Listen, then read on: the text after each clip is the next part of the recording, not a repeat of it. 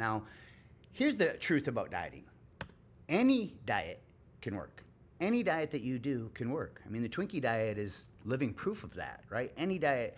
But here are the the 5 things that you're going to need in place for any diet to work. And it's my Rip Grandpa Quest formula, spelled C-W-E-S-P. Sounds like Quest, just spelled differently.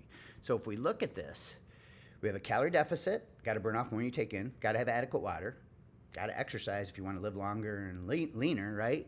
Preferably weight training, because that's what's going to help you gain muscle and increase your daily energy expenditure more than anything else, and your BMR more than anything else is gaining muscle.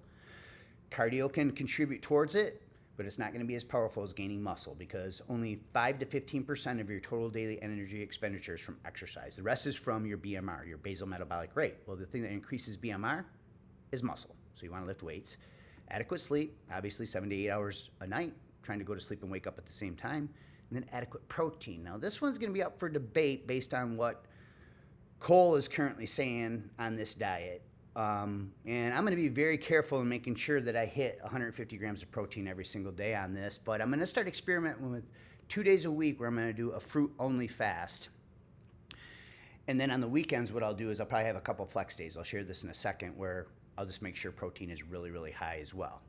But here's the problem with keto, carnivore, and low carb. Okay, problem number 1 and number 2 is hormones. So your thyroid and leptin hormones decline rapidly after a couple weeks, and that leads to metabolic slowdown. Now, if we look at these studies, I'm going to move this one down.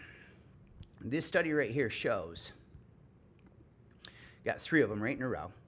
And again, anybody can cherry pick a study to support their bias in their claim. So I will say that somebody could probably go cherry pick a study that would go to the exact opposite of what I'm sharing here.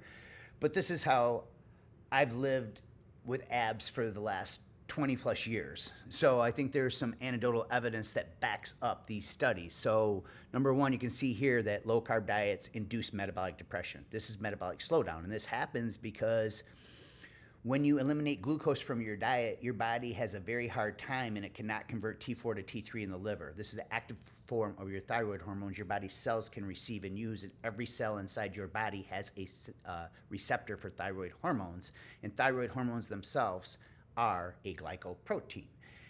And that means they need glucose to convert T4 to T3. And of course, thyroid and leptin work together to regulate your body weight, control the speed of your metabolism, and your body temperature. So when you eliminate glucose, you're down-regulating thyroid and leptin hormones. And if you don't refeed every weekend and get some carbs into your diet the right way, this can lead to a metabolic nightmare and, of course, desensitize your cells to glucose, like I mentioned earlier.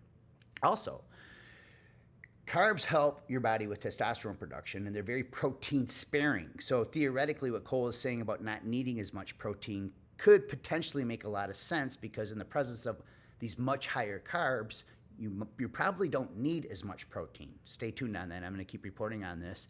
And then, of course, your thyroid hormones decline rapidly just after 2 weeks. Now, and you can overfeed on carbs on the weekend and reset those leptin and thyroid hormones. So this is why I was always a fan of what I call deplete days during the week, where I would put carbs right in the basement, Monday through Friday, like less than 30 to 40 grams of impact carbs. And the ones I would have would be a little bit of fruit or maybe a little bit of starch pre or post workout, just to have that performance and energy support during the week. And then, of course, this down regulates my hormones and my metabolic rate Monday through Friday, because I'm in a deficit. I'm keeping carbs really, really low. And then I refeed every weekend.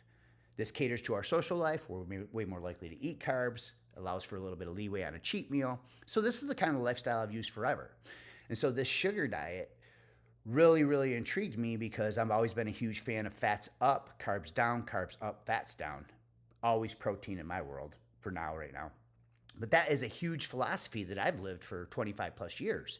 Is anytime I'm having starches or fruits in a meal, I'm keeping fats in the basement. And anytime I have a higher fat keto style, or what I would call a deplete style meal where fats are really high, I would keep starches and fruits in the basement, right? So that's the way I've lived my life. And this lowers your calorie intake, because you're picking leaner cuts of meat when you eat your starches. So you're saving calories.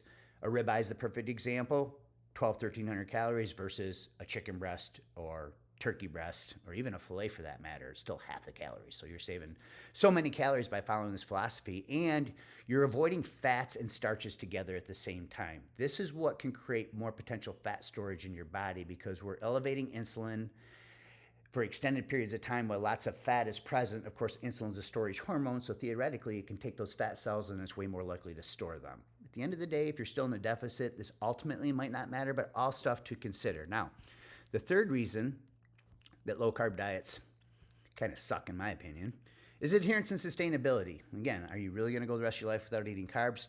UCLA analyzed 31 rigorous studies, randomized control trials, and meta-analysis of dozens of diets. 31 studies later, they concluded 94% of low-carb dieters experience rebound weight gain and gain all or more of their weight back. I have many videos on my handle talking about the Biggest Loser contestants and how their leptin levels were still at 0 a year later because of the cutting carbs, and how they all gained all or more of their weight back as well.